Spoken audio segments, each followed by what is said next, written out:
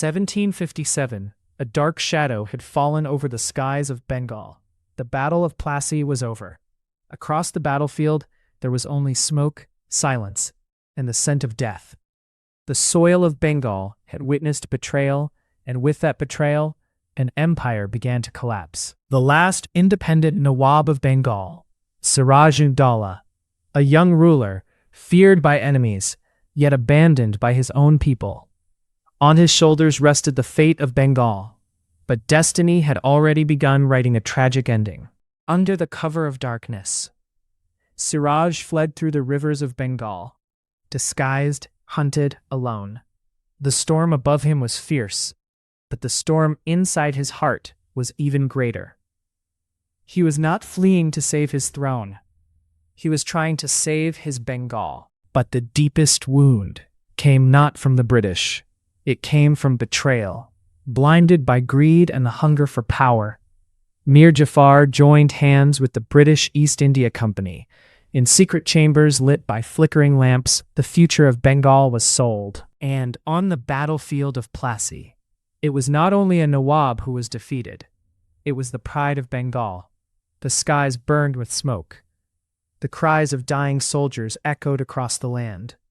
And beneath the rising British flag, the freedom of Bengal slowly faded away. That night, the rivers of Bengal carried a broken king, a lonely riverbank, cold winds, and the footsteps of a man betrayed by his own blood. Every shadow seemed to hide danger.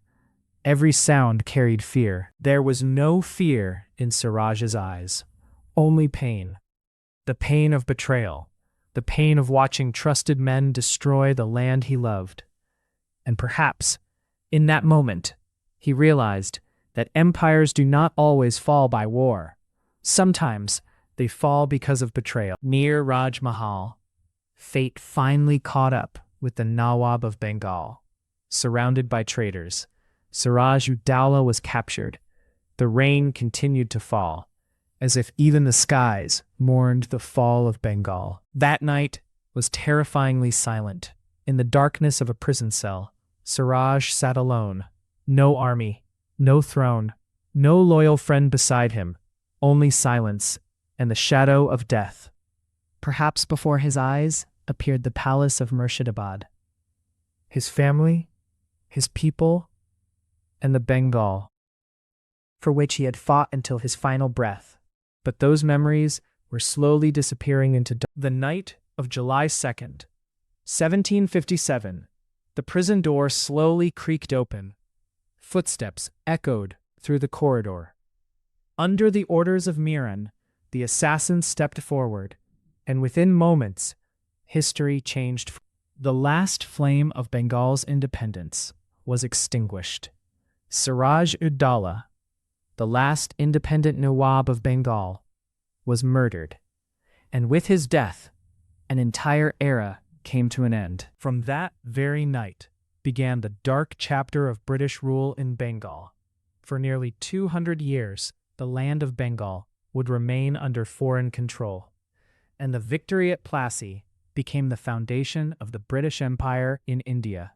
Even today, history silently asks, if betrayal had not poisoned Bengal, if loyalty had stood stronger than greed, would the fate of Bengal have been different? Music slowly fades into silence.